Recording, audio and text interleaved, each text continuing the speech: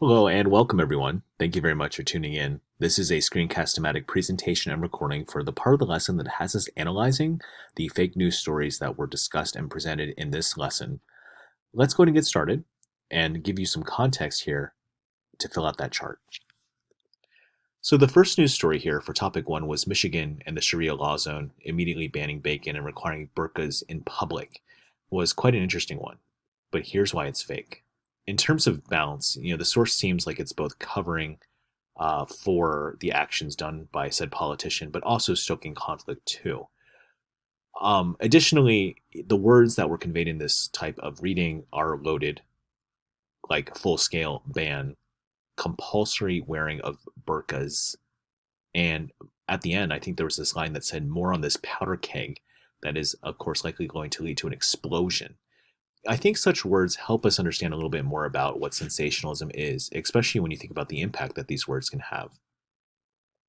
Now, in terms of sensationalism evident here, this news is clearly being overdramatic about a potential mandate or requirement from the law imposed on citizens affecting their everyday lives in a congressional district. There's no reason why this news would sell, mostly because of the fact that this would impact a wide variety of citizens living in this district. Additionally, the images in the headlines invoke bias, mostly because of the cliche breaking news update from Google Images that's there, and the attention-grabbing headline too. By the way, something to consider here is that there's an unrelated picture at the bottom of this news piece too, which has nothing to do with the actual story. And in terms of context here, a big issue that you might have with this reading is that it didn't really provide a background of the issue and what led the congressman or woman to enact such a mandate. Additionally, it didn't provide specific law numbers or points of contact here to voice opinion or dissent against this incoming law. And the extreme words that were systematically used in here just get in the way of accurate, objective reporting. So that right there, and additionally with the fact that the quotes here that were used specifically show a fake news element, mostly because they were taking things out of context and inciting a little bit more of intrigue. So as you guys can see, that's the first source here that we analyzed together. Let's move on to the next topic. Canada considering Justin Bieber as a new Canadian ambassador to the United States. The reason why this one was fake is basically for the following few reasons. When it comes to balance, this source seems to cover heavily the excitement of a celebrity being appointed to a position of ambassador, which is of course a respected position from one country to another. But the loaded words in here clearly show that this story is fake. From perfect person to communicate with the administration, to simply quoting him as the Biebs, which a scholarly source might not ever do, and tweeted with excitement. I think that's a quote here that I pulled from Kanye West referring to his excitement about this appointment. Now, what makes this sensational in nature? Well, this story is really showing dramatic praise for a celebrity, while also at the same time stoking fears of rational-minded people who would say that this is a bad idea. What is Justin Bieber or any celebrity doing in a position like that when they're clearly unqualified for? Now, the images in the headlines too I do take issue with, mostly because the picture of Trump and Bieber looks edited and modified and also older. That's not what Justin Bieber looks like that today. And, in a sense, I don't think that Trump himself as president would appoint Bieber in the first place. But this picture, of course, is meant to show you that this is a legitimate, feasible connection. Now, in terms of context here, some issues that you can, of course, have from this piece is that, it doesn't really quote more credible people from the Trump administration who are higher up and more in his inner circle. They just quote Trump, and as bombastic as his quotes might seem, the fact is that they could have been better served if they quoted other scholarly sources. This piece does not include insights from the other side either, as far as naysayers of this move, or from Canada.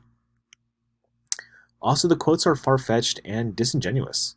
If you actually go back and read some of the types of quotes that were incorporated here, you could easily come to that conclusion.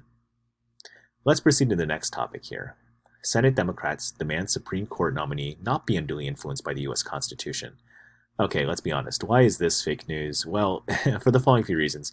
In terms of balance here, this piece showcases Democrats and their disgust for the current Trump appointments to the Supreme Court. But what makes this fake is additionally they're totally lambasting the Constitution and the supreme law of the land. that make our government work. And Democrats would never really do that, even though both sides like to vilify each other and say they're breaking the laws and the Constitution. In reality, when it comes to Supreme Court nominees, they would never do that. The loaded words that are conveyed here make us, of course, further understand this. He or she is not another crony. That phrase was used as well. Crony, of course, has a negative connotation. We are sick and tired of the Constitution. Clearly, Democrats would not say that, right? Neither would Republicans, for that matter. He is literally unstoppable. This is a term that was used to describe Mitch McConnell, who did, in fact, appoint or at least recommend a lot of the Trump judges during this era.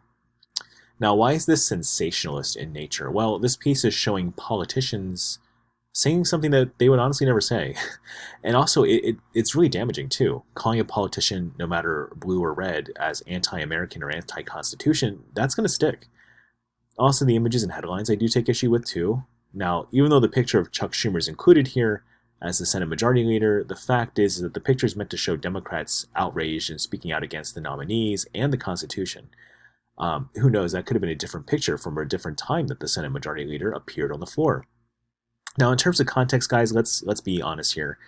This story is also fake because this piece included quotes from both political parties, but the quotes themselves were not as well supported or well adjusted as you would expect.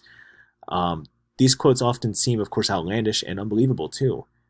Trying to fathom how and why a politician would be against the Constitution is pretty ridiculous, if you ask me.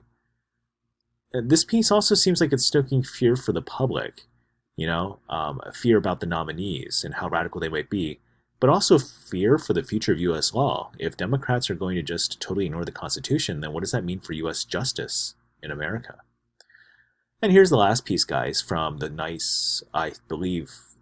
from the fourth topic.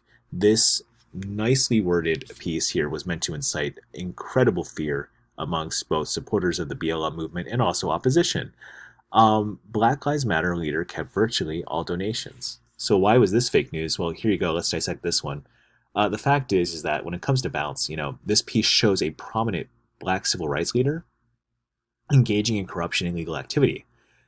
They didn't really talk about the essence of the history about what they did or go into in-depth detail in particular. So this is pretty sensational in news and pretty outlandish. Now, in terms of loaded words, helping to raise one black up herself was used in here as a phrase that was meant to elicit a type of response from you, the viewer or the reader. Her ill-gotten gains to help people. Of course, ill-gotten here is the buzzword that is often it's coming across as biased in my mind anyway. Suffer, poverty, gang culture, and more was used here to show that there's other pressing issues that this money could have been used for, of course, to help out the Black community and other communities alike.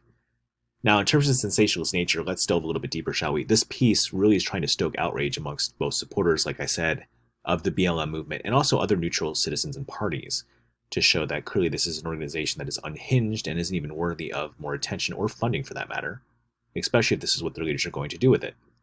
Now, in terms of images and headlines here, okay, so the picture showcases a woman with a mansion, but in reality, they were trying to show the connection of both the scandal, the conflict, the person, and the action. And so this is another popular tactic that fake news relies off of heavily. In terms of context here with the story, one should wonder about these types of elements here.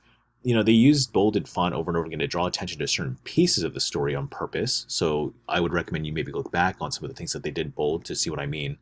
They capitalized off of conflict and scandal, of course, for interest in crime, because those are topics that I think do sell. But they didn't really talk about the potential future action that would be invoked upon this said criminal for hoarding that money illegally speaking. So as you guys can see, those are some of the elements that we can come to analyze when it comes to fake news. It's up to you in the future to do your best, the very best you possibly can, to look at all news stories and to determine not only whether or not they're fake or real, but also to analyze them objectively as well.